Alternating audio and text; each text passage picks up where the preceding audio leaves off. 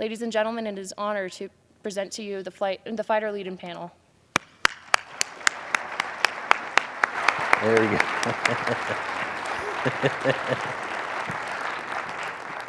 All right, so this is not my day job. I teach the art and science of flying fighters. So when some of you go to pilot training and you graduate from pilot training, you'll have choices. And one option is, I want to be a fighter pilot. And when you make that choice, you'll show up in our squadron.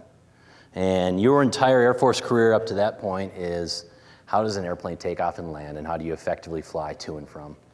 And when you show up in our squadron, we teach you how to kill things and blow them up with the T-38. And that's what our instructors do. So that is our job. That's my day job. For us, she read the bios, they're very nice, but these individuals are very special to me. When you talk about leadership, it's really leadership teams. If you were to take a head basketball coach and move him to another team, they would probably not do as well unless you move that entire team. So let me just take a pause and talk about first Captain Humphreys. Call sign's Fiat, A-10 pilot. He's a flight commander in our squadron. He's brilliant. He's currently getting his graduate degree at Stanford. And he's so good that the Stanford econ class, the economics professor recognizes him as an informal leader, makes him a formal leader, and then finally says, I don't know what you do or what drives you, but can I see where it is you work and what it is you do? He didn't know that Fiat was a fighter pilot. So we're going to have a Stanford econ professor rolling into our fighter squadron here this summer, and that's Fiat. After that is Captain Schwartz Clementi. You remember Simon Sinek when he said there are captains who are just great leaders and they should be running the Air Force right now? That's Schwartz. And you'll see that when he gets up here and talks. You could give the keys of any fighter squadron to Schwartz. You could give a group a wing command, and he would lead it as well as anybody in our Air Force. He mentors and leads me as much as anybody in our squadron. And then after that, this will mean something to you guys. Lieutenant Colonel Jason Ugly Early, right? So he is our Director of Operations, and now he's going to take over the 435th, our squadron. He went to Advanced Studies School at Army. You guys can boo or something for that, right? Are you ready for this? In the past 30 years, there's been only one Air Force guy who's been the #1 graduate at the Army School for Advanced Studies. Do you know who that is? Well, that's Lieutenant Colonel Jason Early. He's going to be taking over the 435th. Let's clap that out. There you go. Yeah. All right, so why are we here? Fighter culture, right? We're very proud of it, and we love the way a fighter squadron runs, and I want to talk about how we've changed that culture, because if we can change it in a fighter squadron, I think it's an exportable model for wherever you guys go or wherever you guys lead. And that's the objective here, is that we want to show you that what we're doing, what we're teaching, the way we're acting is exportable in all walks of life. And the key here is personally and professionally develop future or emerging leaders. So we have to start this with a story. How did this happen? General Rand, he was the AETC commander. He stands about 6'2", full melon of hair, jealous, right? And they said, hey, General Rand wants to meet with all the squadron commanders in AETC. And it just like all of you in this room, you're like, the squadron commanders are no different. What does he want to meet about? I don't know. And we're sending text messages. Do you know why General Rand wants to talk to us? I don't know. Emails. Why does General Rand want to meet us? I don't know. And I don't know if you've ever seen General Rand, but I mean, he has 4 stars on his shoulders, and it's like football pads. You feel like he's going to tackle you. He's bigger than life. F-16 pilot, weapons school grad, and he rolls all these squadron commanders into a conference room, and there were no group or wing commanders, none of his staff members. And he said, you are failing me. All of you are failing me in my command. And he even called some of us a cancer. And at the very end of that talk, this big, delicious leader walks up to that conference table and he pounds the table. He pounds it and he says, I want you to lead. I want you to lead And he got up, walked out. And then in walks Dr. Smith. And Dr. Smith says, you need to understand something. Your most precious, your most important commodity in your squadrons is your people, your airmen. And I thought, well, yeah, I got this. We know how to take care of our people. We just say this and we're good to go. And then he started to peel back the onion later and explain to us that we really didn't get it in our squadron. So let me explain to you what was going on. We're good, right, fighter pilots? And there's a saying out there that says, it's not you that graduates, it's your grade book. And this is what our squadron was great at. We could take a grade book, a fighter wingman showing up in our squadron, and move it from there to there. What I mean by that is, show up, here are your books, this is your course load, this is when you're going to fly, this is how we're going to debrief, this is how we're going to execute when we're not debriefing. Questions? See you later. So we valued the movement of the grade book, getting the grade book from here to here, and then you're going on to your F-15C, Strike Eagle, whatever. And there's a problem with that. And Dr. Smith pointed that out. And we realized this too once we started thinking about our instructors. There's a human being that's associated with this grade book. And the instructors that stood out in our fighter pilot career were the ones who actually looked at us as a human being. Unique individuals that had a story that needed to be personally and professionally developed. So this is our problem statement. We still have to move that grade book. We still have to fly the required amount of rides, but we've got to develop our fighter wingmen and our instructor cadre in our squadron. So how do you do that? Well, you start with a vision. I imagine you guys have heard this over and over and over. Have a vision, right? And we tried this. We said, okay, guys, this is the vision. We are going to go here. This is great. And then a day later, 2 days later, you get an email or a call. And they say, you know what? This vision, getting there, that sounds really cool. But right here isn't too bad. Moving this grade book from here to here, it's really comfortable. We know how to do it, and it's not that much work. Let's just stay here. So when you cast a vision for yourself, for your squadron, the key is, where we're at right here, this is unacceptable. Where you're currently at in your life, you have to get better. And tell yourself that. This is how you vision cast. Right now, where I'm at is unacceptable. And that's what we got across to the rest of our fighter pilots, is that this is not a good state. We've got to get here, and then we cast that vision. Now, along with that, we have a schedule. What's a fighter pilot talking about a schedule? Schedule's important. It's not a to-do list. 98 days from now, you seniors are going to graduate. And don't make your schedule a to-do list of, I need to do this, this, and this. A schedule should be a vision, right here, of what you want to become. So for you seniors, in 98 days, this is how I want to look, because I know right now where I'm at is not good, and I want to get better. The same is true for you as juniors and sophomore and freshmen. Have a schedule that builds you towards your vision. And now that word, additional duties, because every squadron has them. And we know that we have to do those additional things.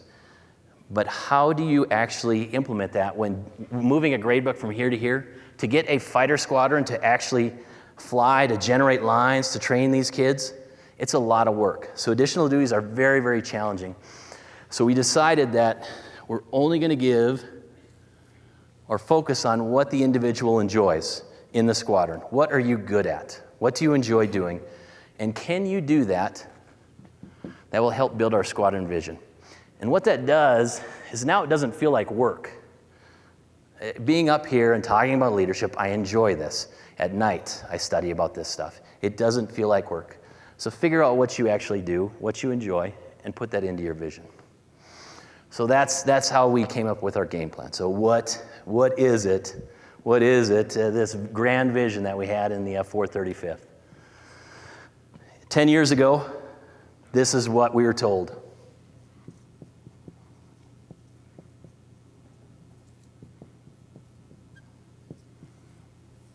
Be the best fighter pilot on the planet. I want you to show up into work, hair on fire, learn how to kill people and break things. Do this. In our squadron, that's not the pinnacle. Because if you can fly the snot out of the jet, but you can't instruct fighter wingmen, you really are of no use to us, right? So we said, you need to be a good instructor. You need to be able to effectively communicate how to be a fighter pilot.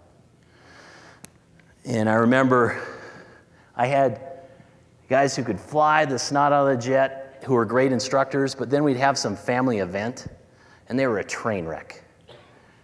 I mean, they didn't know how to parent. They didn't know how to care for their family. And I looked at that as a fellow fighter pilot and I said, I don't want to be like that. That's not what I want our squadron to look like. So we say we need to be healthy relationally in our squadron. We need to be good at being a spouse. We need to be good for you being a kid or a parent. And as our service branch gets smaller and smaller, the only way we're going to be able to get the message out is through you being active in the community. So we have got to be community leaders. One of the best ways that you can develop yourselves is somehow get active in the community. So we need to be good as community leaders. And really, it goes back to what General Rand told us, right? When he talked to us, what we tell everybody, all of our fighter wingmen, all of our fighter pilots, in the 435th, you're going to be the best fighter pilot, the best instructor, the best spouse, the best parent, the best in the community. You're going to be a great leader. Fiat's going to talk to you about how we implemented that. How's everybody doing after lunch? All right. Good deal. We got the prime time slot, didn't we? All right. So that's the vision, right? And Colonel Smith talked to you guys a little bit about human capital development, about what the most precious resource in our Air Force is today, right? What is it? It's people. Yeah. So people are these phenomenal resources. How do we as leaders go about actually developing and investing in them? It's important. We're all agreed on that. How do we actually go about doing it? To understand how we did it, I'm going to use the 435th as an example. The hope is that you can, with some minor modifications, implement this, use this as a model that's transportable to whatever community that you go to. To really understand, I'm going to start with a hypothetical here of a broken leadership model in a squadron. So what we have here is an organization where instead of flight commanders or element leaders, those echelons of command that exist below the squadron commander, we don't have those. Instead, we have flight managers and instructors and students, and they're all sort of scattered out and ultimately relying on the squadron commander and the DO for all of the leadership of the squadron.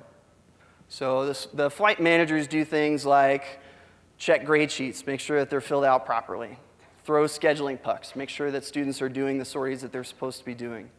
The IPs are doing some instructing, the students are doing their best to get through the program, move that grade book. But all of the development in the squadron is being taken on by the squadron commander. So how does that really, is that a functional model? No, is the short answer. So what happens is all of these students down here at the bottom, they're feeling like there's too much distance between them and the squadron commander. The squadron commander's efforts, no matter how well-intentioned, no matter how phenomenal of a leader that person is, span of control is just out of whack, right? There's no way for him to be as involved as he would need to be to actually have an effective, to have an impact, to be able to move the squadron towards the vision that Lieutenant Colonel Schmidt drew up on the board there. Same thing for the instructor pilots. You know, they're getting thrown for sorties. Nobody's developing them as instructors. Nobody's making sure that they're flying the types of sorties that they need to fly. Nobody's making sure that they're having focused instruction and development on their particular weaknesses. But really, to me, the biggest tragedy of this broken leadership model is for these people, the flight managers. Because the way the Air Force works is, you know, these people are someday going to be these people. And if this is the model that they were brought up in, this is the model that they know, for one, it's going to perpetuate this totally jacked up model, and it's going to be the one that they implement when they become the guy in charge. But the even greater tragedy is that if that's what they're doing, they don't have a prayer of leading effectively. Because one of the few opportunities that they will have had in their Air Force career to learn the skill and the art of leadership, they're missing out on it because they're managing and they're not actually leading their people. So we didn't want to end up in this broken leadership model. So we made a concerted effort to go with a different paradigm. And when the build's finished, it should look very familiar. Okay, this is the traditional structure of any hierarchical organization that you've ever seen. And we didn't invent this. We didn't say, aha, we've invented a new way to do things. But what this thought experiment is intended to do is demonstrate that what is the key difference between the previous model, the broken model, and this one? Well, it's these people. It's the flight commanders. They're what we call the critical layer of leadership. And in our organization, they're flight commanders. In your organizations, from what I understand, what the critical layer of leadership is that layer of leadership that exists one level above the people that are actually doing the job. The people that we rely on to fly the airplanes, fix the airplanes, build the roads, whatever it is that your organization does, the people that do that work, who's looking out for them? That's your critical layer of leadership. And it needs to be appropriately sized. It can't be one squadron commander trying to play that role for 100, 200 people in a large organization. So we wanted to make sure that we didn't have flight managers, we had flight commanders. So the relationship that now exists between the squadron commander and the flight commander, by putting the command back in flight commander, is these blue arrows. What do these blue arrows represent? Anybody? These orders, is this authority? What this is mentorship. I think it was Simon Sinek earlier this morning that talked about leadership is hard. It's a really difficult thing to do. And without some sort of support, too many of these people fail. What these arrows represent is that support structure. The squadron commander, for this model to work and to be a reflection of reality, has to not only allow flight commanders to command their flights, he has to support them in that effort. He has to give them the tools and the feedback and the encouragement that they need to be able to make this leap. Because they all start out down on this level, right? So I'll speak for myself. So as a flight commander, where did I come from? The assignment prior to this, I was a lieutenant in a fighter squadron, which is not, in the traditional way of doing things, a super empowered position. We make a lot of popcorn, okay? How do you expect somebody to make the transition from your job is to fly fighter jets and your job is to make popcorn to your job is to develop these people, who, by the way, are lieutenant colonels, majors, people with 20 years in the Air Force that know a hell of a lot more about flying and instructing than I do? Now I'm in charge of leading them. It's a huge mindset shift. Because when you're on this level, the traditional model is focus on being a fighter pilot. The leadership stuff, yeah, you'll do that later. So you need the support of the flight commander, of the squadron commander, to make that switch in your brain, to go from being a producer, a flyer, a line IP, a line whatever, to being a leader. And the only way that you can do that is with the support of your squadron commander. With all that effort and support and energy that the squadron commander is putting into that small group of flight commanders to try to move the squadron towards this vision, comes the responsibility to be the voice, to be the moving force that brings the rest of the squadron along with that vision. Again, it's too big of a job for one man to do by himself. And the flight commanders, by virtue of their position, it's a huge responsibility that goes along with that to ensure that they are actually executing that vision in accordance with the guidance of the squadron commander. So these lines are no longer My relationship with the students is no longer that of a manager. My relationship with the students becomes a very personal one. Leadership should be personal. You should have those very close, professional, but very personal relationships. You should know what's going on in your people's lives in order to be able to lead them effectively. So whereas in sort of the traditional paradigm of fighter squadrons or training squadrons in AATC, we make these very careful delineations between students and instructors. In this paradigm, we tear those down as much as we possibly can. Because the students in our organization, we don't view them as students, something separate from the organization. They are, from day one, a part of our squadron, even though they're only there for a short 2.5-month period. They're deadly Black Eagles. And I talked a little bit already about this very difficult relationship. In many ways, the most challenging part of my job is leading instructor pilots that are in many cases more senior than I am. So how do you know if you're doing this well? We don't have a lot of great metrics, right, as we again alluded to earlier. We've got great metrics for moving that grade book. We don't have great metrics for, am I really leading or am I managing? One of the best pieces of feedback that we get is the students. They'll tell us whether we're doing it right or not.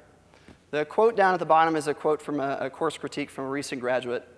And he says that you can tell, and he's referring to the flight commanders, you can tell that the flight commanders were handpicked for the job. And I'll tell you that that's a little bit true, but it's a little bit of a distortion as well. Because I can tell you again from my own personal experience that when I took over as a flight commander, I was a flight manager.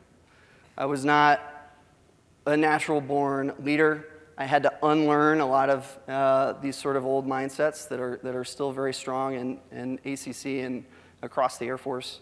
The way that you turn flight managers into flight commanders is a very concerted effort on the part of the squadron commander and the community as a whole. So how do we do that, right? Again, specifics that relate to the 435th. These are kind of the four principles, overarching principles that I hope are exportable. So you need a flight commander development program. Okay, it's not in an AFI. There's nothing that requires our squadron to have one of these. It's something that we did because we knew that we couldn't get to this vision without it. We knew that we needed to develop that critical layer of leadership. So how did we do it? Tailored. What do we mean by tailored? So tailored first and foremost to the commander's vision, tailored to the individuals that he's trying to coach and mentor to become great flight commanders, tailored to the strengths and weaknesses of the squadron and the challenges that your organization is facing.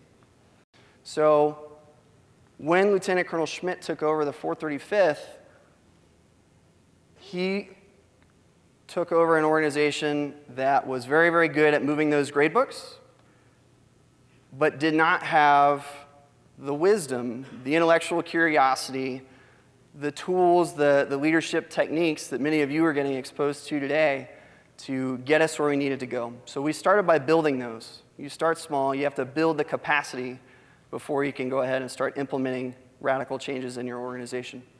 So we started with wisdom. The woman on the left of the screen there, Dr. Monica Ardelt, is a leader in the field of academic research in the area of wisdom, which sounds kind of old-fashioned and Roman, but there are still people out there that study wisdom.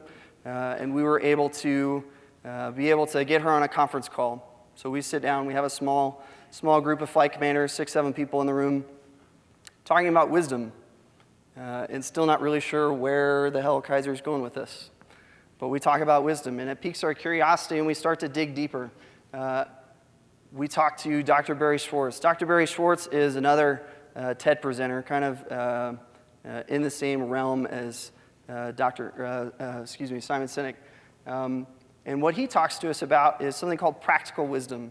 This is another one I'd encourage you guys to go home and watch, Google it, practical wisdom.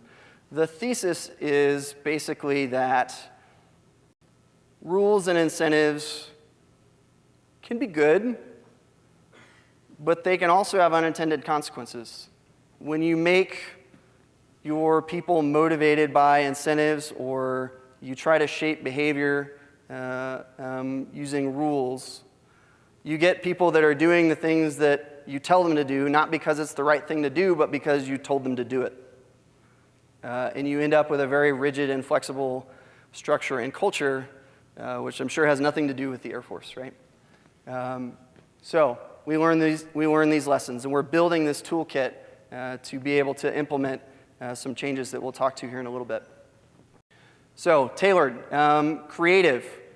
We like to go outside the Air Force for lessons, because as you guys are learning today and through your Air Force careers, you'll discover there's a huge wealth of wisdom within the Air Force, but also plenty of people to learn from outside the Air Force. And often those conversations are the most fruitful, because where the real learning takes place, where you really have the aha moments, is trying to apply something from a completely different realm and thinking about it in terms of the situations that you're more familiar with. So we had a challenge in the 435th training fighter pilots of how do we get better in-flight instruction. So we could read books, we could go to AETC, and we could try to figure out how to get better in instruction, but instead we looked at basketball. We looked at how does a coach take the 15, 30-second timeout. What is he doing with that time to have an impact on the performance of his players? What are the one or two words that he can shout to the players as they're in transition to actually change the game? So we've got this creative idea. We're going to talk to somebody about basketball. Well, now here comes the ambitious part. You don't go to the high school basketball team down the street. You think bigger. And there's nobody bigger in basketball right now than the gentleman it's kind of tough to make out there. That's Coach Shaka Smart. Anybody know Coach Shaka Smart? Any Division I basketball fans here? So he's the brand new head coach of the University of Texas and the Division I Hire of the Year last year. So we think big, and we go out there and we do great things. But we're still opportunistic in the sense that UT happens to be a 2-hour drive up the road from where we work in San Antonio. So we're able to fly student stories in the morning, load up in a bus, go down the road, and get world-class leadership development. We utilize all the resources that are available in the Air Force as well. There's a picture of the flight commanders having lunch with Lieutenant General Holmes. I would encourage you guys to use what is unique and interesting about the organizations that you come from to attract talent and then take advantage of it. The Air Force Academy obviously is a huge draw. You guys get a lot of phenomenal speakers in here. When you go out into the Air Force and no one is presenting you with these opportunities on a silver platter, don't forget about these lessons. Don't forget to continue to take advantage. If you have a general officer who just happens to be swinging by your base for whatever reason, do everything that you can to get in a room with that person and pick their brain. They're incredibly receptive, we find, as a rule, to taking the time out of their schedules to do this, because they understand how important this investment in human capital is. The picture on the bottom takes a little bit of explaining. It goes back to an opportunity that we saw in the 435th to go to something not too terribly dissimilar to this event. It's called the Global Leadership Summit, except it's satellite broadcast literally all across the world. I think they have something like 250 people attending across the world. And the message of the GLS is very much in line with what Lieutenant Colonel Schmidt spoke about earlier. So we were opportunistic. There was a satellite location that was just a few minutes away from the base, and we took the time out of our schedule. We made it important, and we sent a few people to attend. They came back from that so on fire about some of the ideas that they had heard that we then came back with the obligation now to spread this to as much of our organization as we possibly could.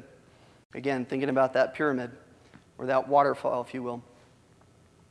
So the man who organizes the Global Leadership Summit is the gentleman in the middle there, Dr. Bill Hybels.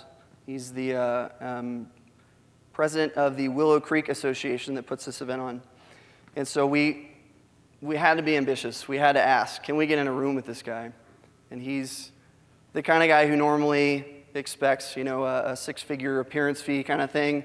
flies around on a G5, not the kind of guy who you would normally expect to take a meeting with 7 dirtbag fighter pilots. But we're ambitious, so what the hell, right? So we get in touch with his people, right? He has people. So we call up his people, and they say, he is booked solid for the next 14 months. We can't get you in. Unless, of course, he takes a little vacation time after the GLS, so, if you wanted to be in Lake Michigan in 3 days, he could see you then. So there we are, 3 days later on Lake Michigan, which speaks to how much we really believe in this model, right? Because our job is to make fighter pilots, right? Not really. Our job is to make great leaders, and we do that by making great fighter pilots. In order to do that, in order to execute that broader vision, we need to invest in this group of people right here that are going to carry that message back to the squadron and ultimately have a great impact on the students that Schwartz is going to talk about. So with that, I'll leave you with this.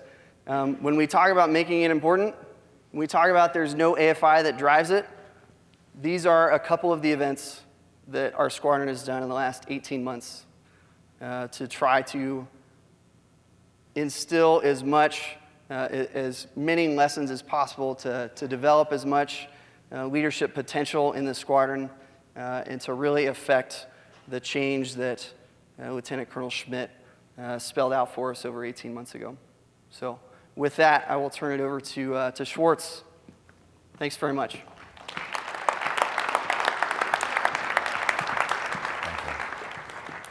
Good afternoon. General Johnson, Colonel McCurdy, thank you very much for having us here. I'm excited. This is a huge audience. If you would have told me 6 months ago that I would be speaking to a couple of hundred cadets from the Air Force Academy about what we're doing back in San Antonio, I would have laughed. I'm honored, really, that I've been given this stage to share this message with you, but I hope that it's just not a story, right? I hope it's just not a story that you all listen to. I hope it's a catalyst for change, right? I hope this is a catalyst for change in the way you and us see instruction in the Air Force. So it's great for developing the person, what we've talked about so far. It's great leadership development, it's great professional development, but have we gotten any better at creating the warfighter? Are we any better today than we were yesterday at accomplishing the mission? And in short, the answer is yes. In a few minutes, Lieutenant Colonel Early is going to show you some statistics behind that, but I want to tell you how we've made a shift in the paradigm and how we've gotten there. So I did bring my phone with me. This is how we view instruction right now. It calls anywhere in the world, it texts, it sends pictures, it folds nicely and fits in your pocket, right? There's nothing wrong with it. In 2006, the flip phone was the pinnacle of mobile phone technology, right? You couldn't get any better. And then in 2007, a visionary from Palo Alto asked us to reimagine the way we view our cell phones, right? And here we are. It's no different. It calls, it texts, it takes pictures, but it has changed the way we interact with the world. We have made a shift from a flip phone mentality to an iPhone mentality, and we've called that shift next level instruction. I'm going to tell you a little bit about what that is and how you can help implement some of that here.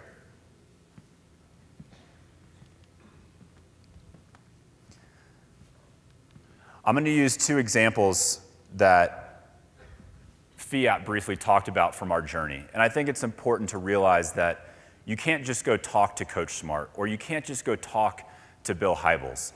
This has been a process of us becoming wiser as instructors and as officers and as airmen. So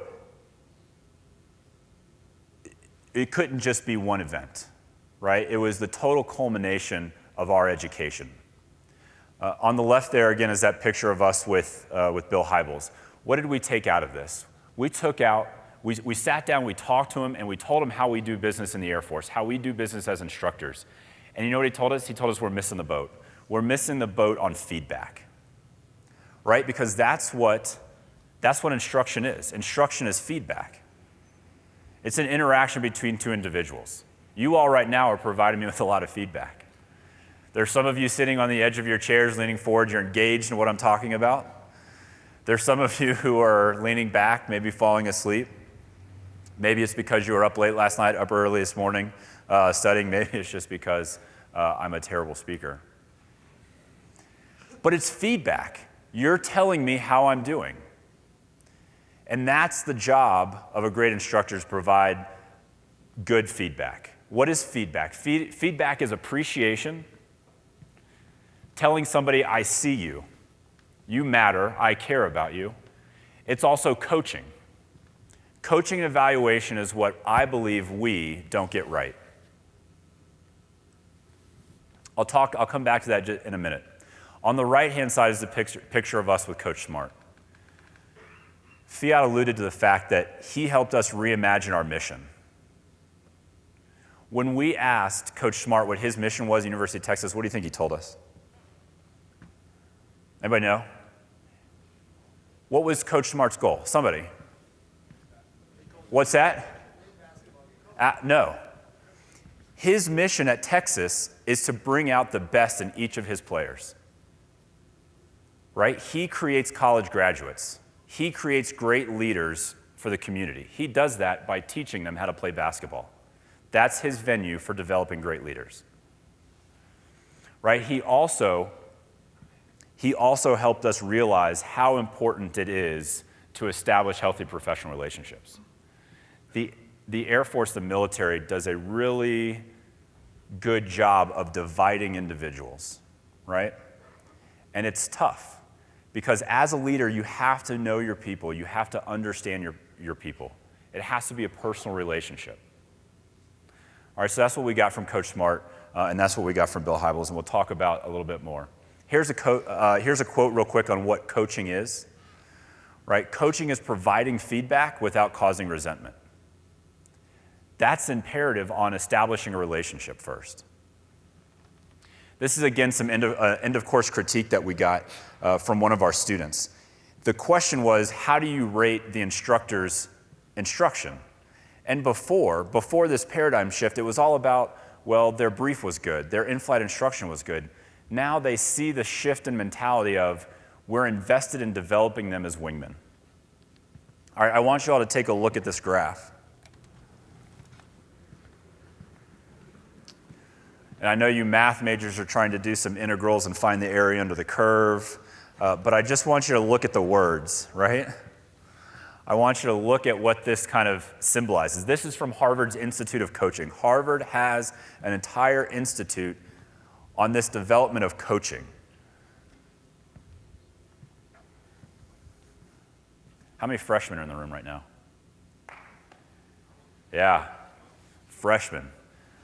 Where do you think you all live on this curve? Left side or right side? What's that? Left side?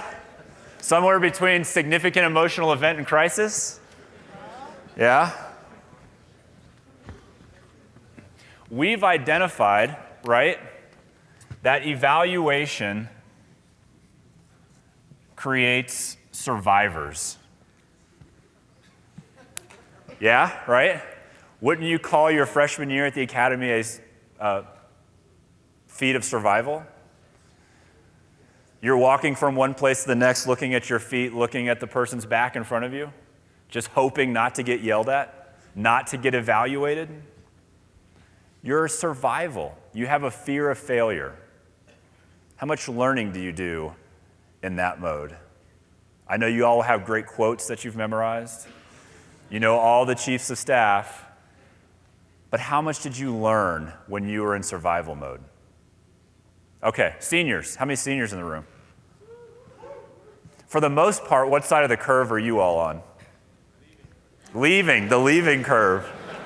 Yeah, I missed that up there. It's an asymptote, right? Is that what the leaving curve is? I would say that most of you are on the right side. Okay? Still some evaluation going on, but what we call you are thrivers.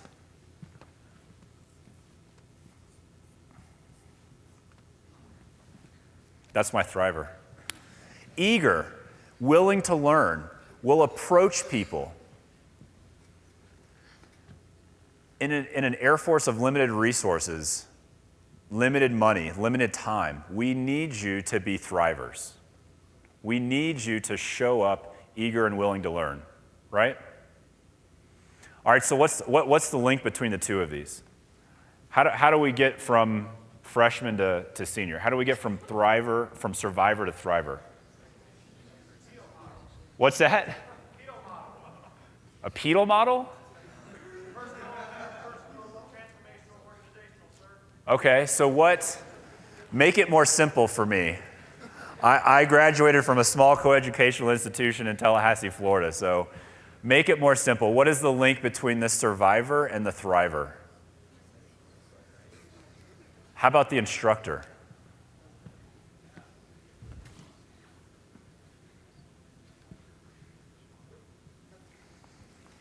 The instructor, the flight commander, the supervisor, maybe even the peer, is that link between the survivor and the thriver. So looking at this graph, we've identified what we think is the most important part of making that shift from one side to the other, besides focusing on evaluation versus coaching, and its vulnerability. How many freshmen in here would identify yourself as being a vulnerable individual? Really? And by that I mean you are vulnerable, you will let down your wall, you will come out of your shell, and you will approach other people. Yeah? You think so? Were you that way at BCT? Yeah, maybe? Vulnerability is the key to making this shift. When you're not vulnerable, what do? You make up stories. Your bed's not made properly. That's an evaluation. What do? You start making up a story. Well, yeah, it doesn't look good now, but for the last 23 and a half hours, it was immaculate. It was perfect. And then all of a sudden, my roommate shows up, throws his or her backpack on it, and now it's a train wreck. But for 23 and a half hours, it was perfect, right? You make up this story to rationalize your evaluation. The whole time you've gotten nowhere, right? You have to be vulnerable. Who owns vulnerability? Is it the student or is it the instructor? It's both. The student has to be vulnerable and the instructor has to be vulnerable.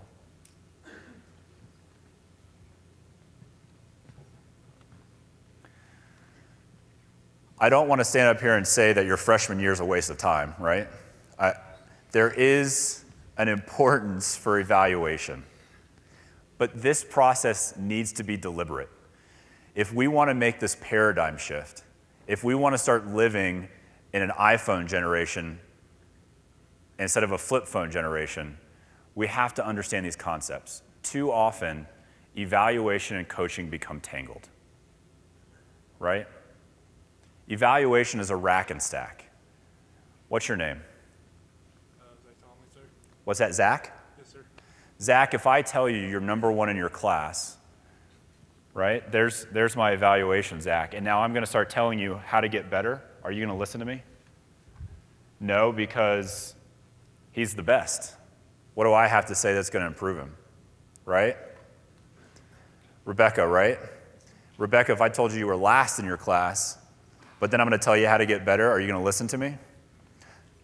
Are you? Maybe, but maybe not. I just crushed her soul, right? I just told her she was terrible. And now I expect her to listen to me on how she can get better?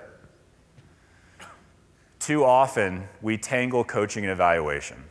Too often, we're not vulnerable enough to approach, ask questions, learn, and be thrivers. So that's what I ask you to do. That's what we've done with our instructors if we've made this paradigm shift from evaluation to coaching. We're more deliberate in our actions and our instruction. In closing, I want to say how honored I am to be here. I don't deserve to be up here. I'm no better than any other instructor in our squadron. I'm no better than any of you. I'm just lucky. And I want to share with you a quick anecdote that I picked up in the past couple days, and I think it speaks volume to my opportunity and your opportunity here at the Academy and NCLS. All right, I've got 2 pens here. Anybody see any difference in these 2 pens? They look the same, right? What if I would have told you that this pen I picked up at an antique show, right?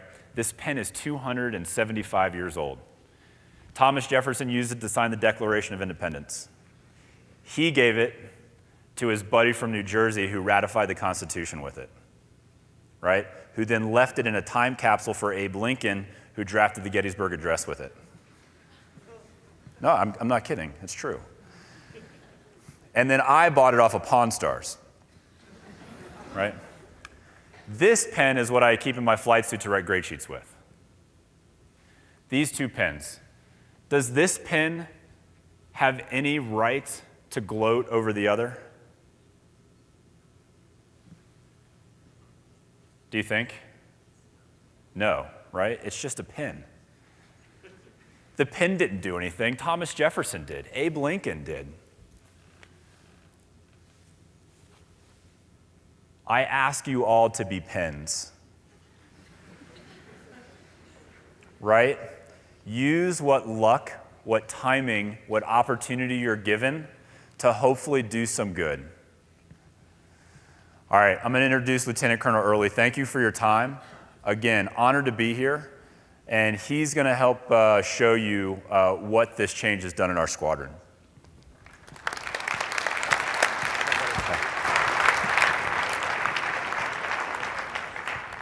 Okay, so my goal is to answer that question at the top of the slide, but before I do that, Dr. Smith at the beginning of the day kind of opened the door for jokes, right?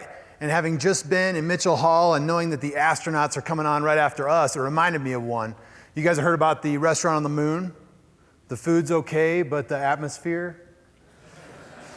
Sorry. It's really bad, right? It's really, really bad. Okay, so I have to, and then the other thing that I have to do because I'm so proud of them is I have to talk about these 2 captains for just a second. Fiat, who spoke to you first, was a finalist for the Chiefs PhD program, and Schwartz is one of the first guys from our squadron from not being in a frontline fighter flying at this right time. We fly T-38s in our squadron right now. He's going in just a little bit to be one of the first guys to fly the F-35. So let's hear it for those guys one more time.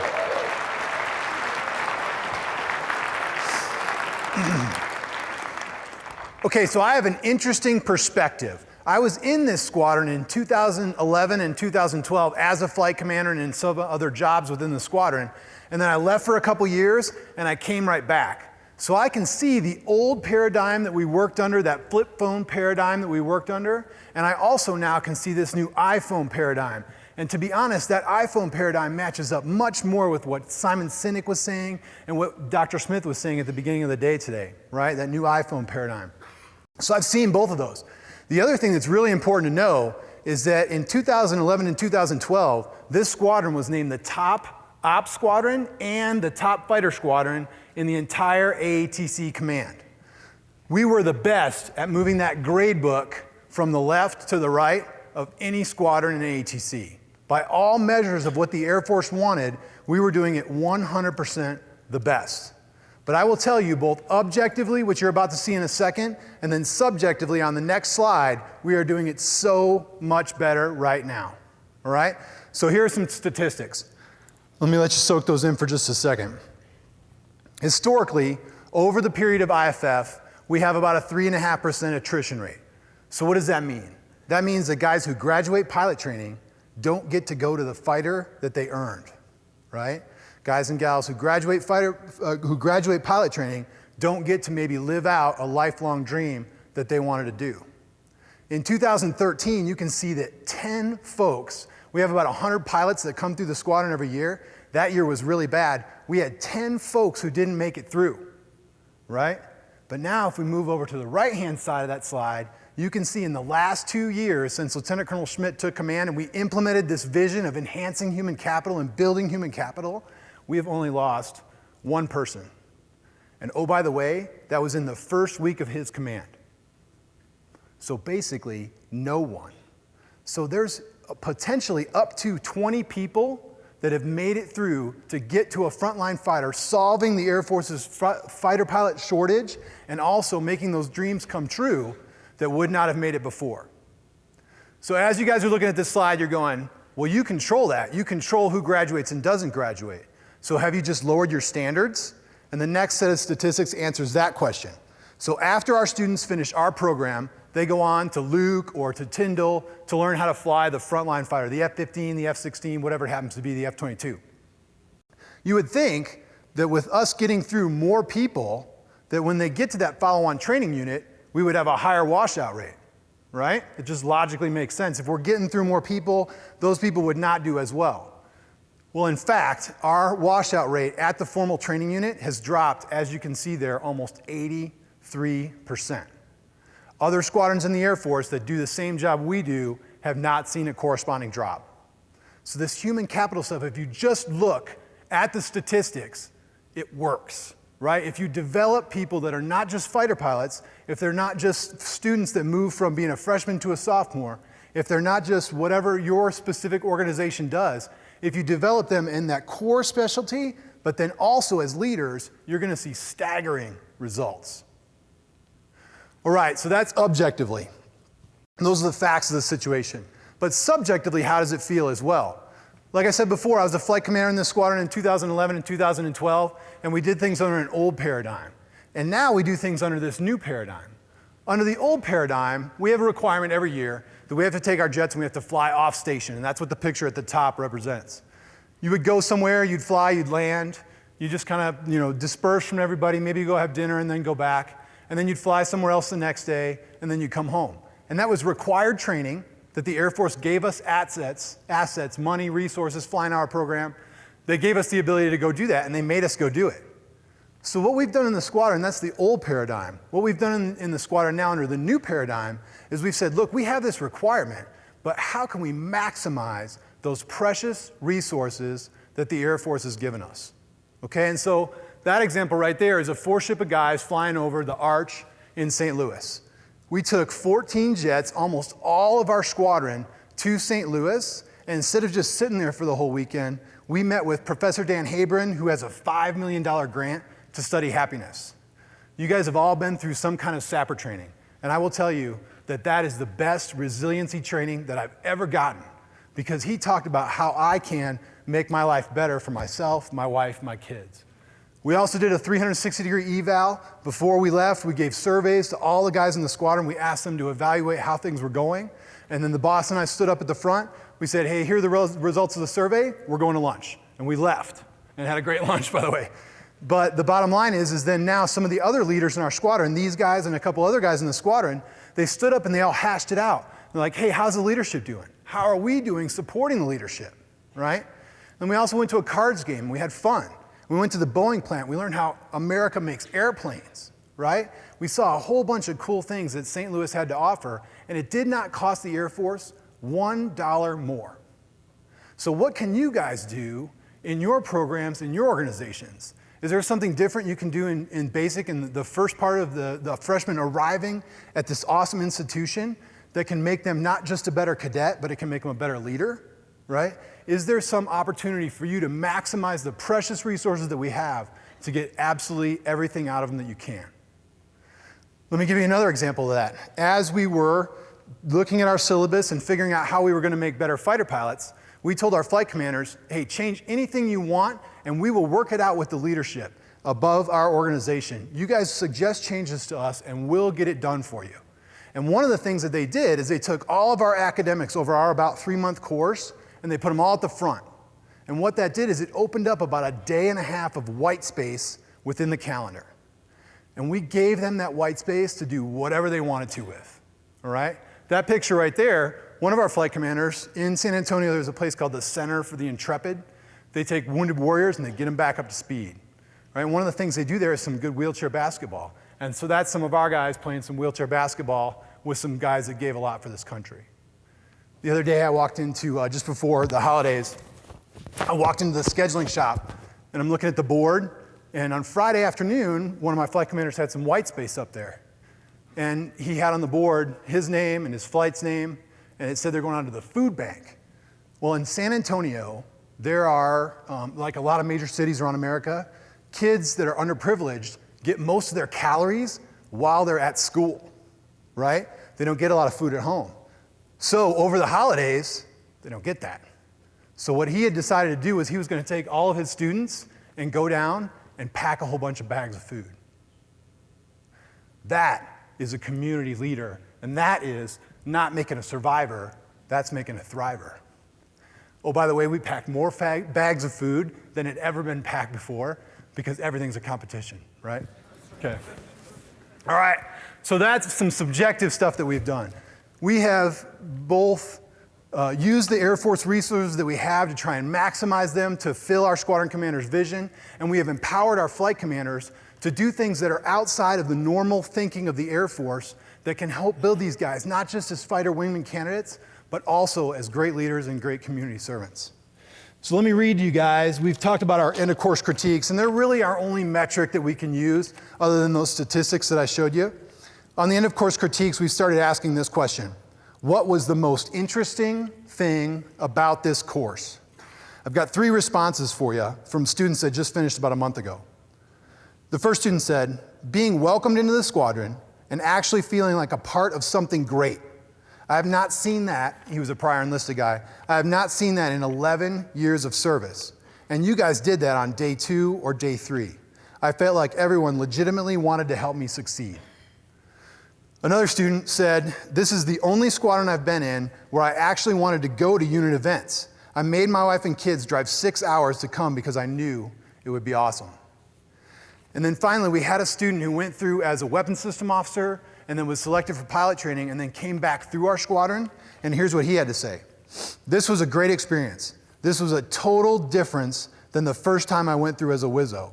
I wanted to come to work, wanted to learn more, and wanted to help as much as possible. Next level instruction.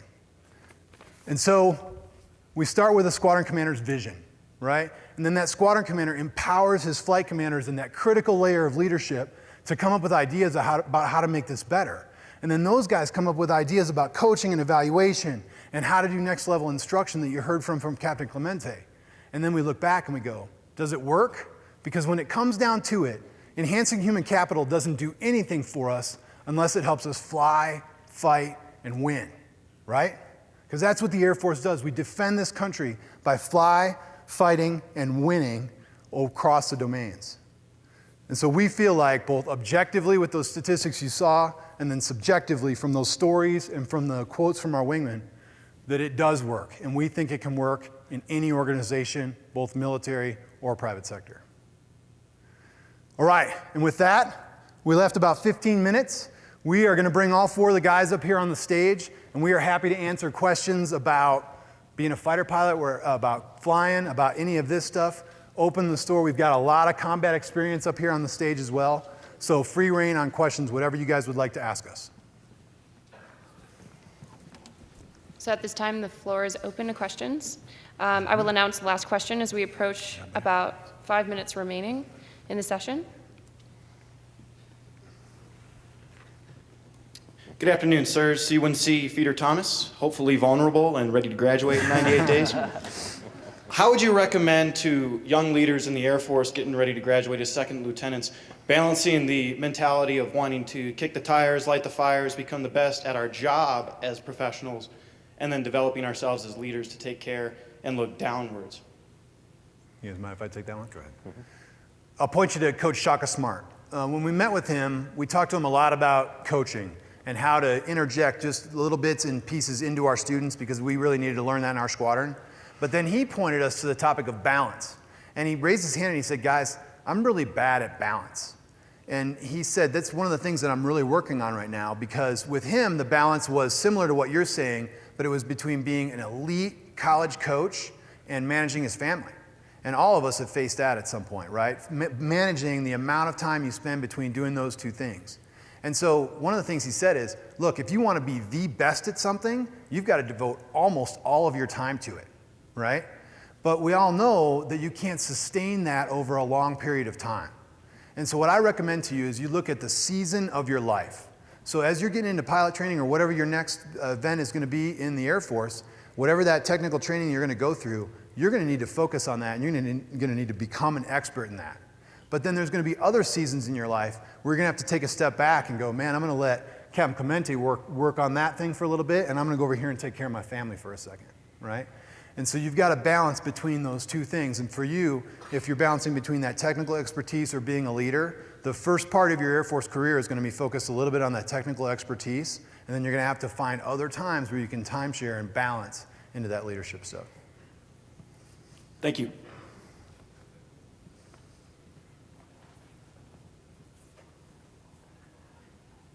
Good afternoon, Cadet Seville, senior at University of North Texas. I hope these guys can forgive me for it.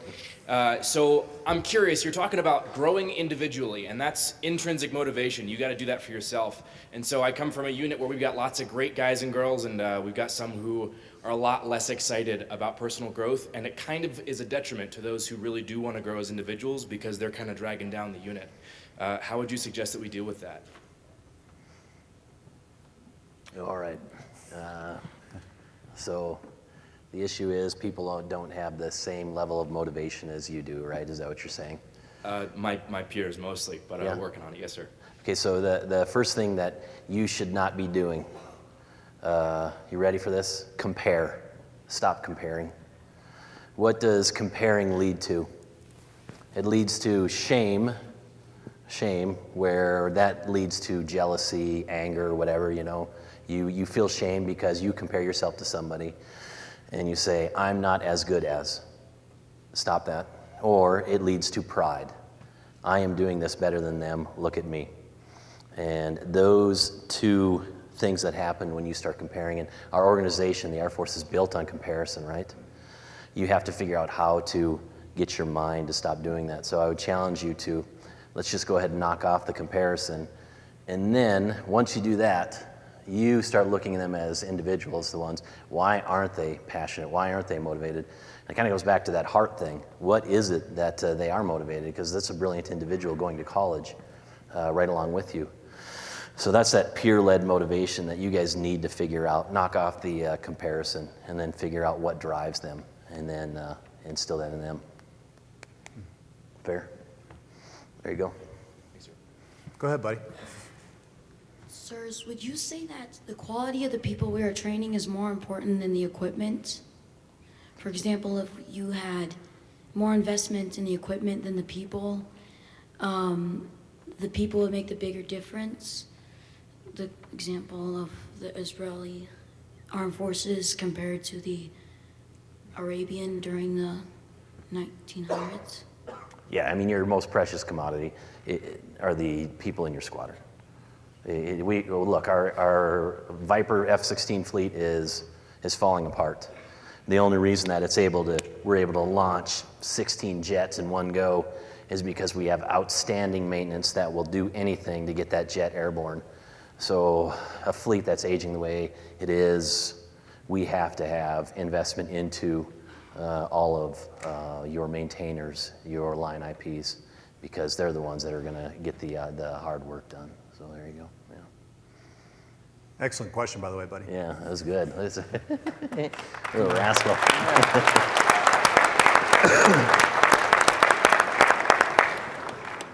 Afternoon, gentlemen. Cadet Zagrabski, University of South Florida. Did you ever, in your whole process of changing up the training program, run into people who were confused for changing the status quo so much? And how did you deal with them? No, it was easy, just a dream. Change the culture and climb a piece of cake, walk out the door, right? Can I take Yeah, this? you got this. They're the ones, so truthfully, you don't hear much as a commander, right? These are the ones who had to take the spears, the peer-led leadership that we talked about. So these rascals were the true leaders in the squadron. They're the ones who'll be able to answer that question. So yeah, Schwartz, this is yours. So what's your name, by the way? Sorry. Cadet Zagrabski. What's your first name? Tyler. Tyler. Go Bulls, by the way. I'm from Yeah. Tampa. You're always going to have cynicism or negative reaction, right? And I think that's healthy. I don't think you should want to avoid that because that makes us healthy. If I give an idea and I don't allow somebody to come up and say, hey, I think that's a bad idea, and we can talk about it, then we're not going to grow. However, the way that you get around that is you focus on a group that you can affect. And so we can only affect a group of about 3 to 12 people, right? And our whole hierarchical system is set up on that. A wing commander only has 3 to 5 squadron commanders. A squadron commander, or group commanders, a group commander only has 3 to 5 squadron commanders. A squadron commander only has 3 to 5 flight commanders, and a flight commander only has about 11 to 12 people in their flight. Because we understand psychologically, we can only affect that many people. So a squadron commander can't stand up in front of the squadron and say, this is the way we're going to do business. We're going to go from a flip phone mentality to a smartphone mentality and expect 100% buy-in. But he or she can go to the flight commanders and show the flight commanders that where we are is not good enough, we need to go here, and get buy-in from those 3 to 5 individuals. And that's how you grow, is you get buy-in from them, and then they can go and get buy-in from their flights. You buy that, Tyler? Yeah, I'll buy it. Okay, good. And I'll piggyback on that one real quick. So when you run into that sort of resistance, and you're going to, you're not going to make any progress by trying to sell it to them with a conversation. Ultimately, when people have skepticism, and oftentimes it's important to recognize, like Schwartz was saying, that skepticism can often come from a really good place. These are people that are legitimately concerned about making the greatest war fighters, about making America safer and stronger. So number one is respect those differences. Number two is what will convince them is showing them that it works. So that is where it behooves the people the people that are bought in need to model it as best they possibly can. It's not about trying to force people to adopt a model that ultimately they're not comfortable with or don't believe in. It's about winning them over with results. And again, that can be difficult because of the metrics, but oftentimes the feedback from the students is what wins over the instructors in our squadron. When they see those course critiques come out and they go, wow, Schwartz and Ugly and Kaiser, all these people that are bought into this model, these are the people the students learn the most from. How do I get to be mentioned by name on the course critique? And the answer is next level instruction. Could I please get all of the escorts to join me on stage, please? Let's get one round of applause for our panel members, please. Clap that out. Clap it out.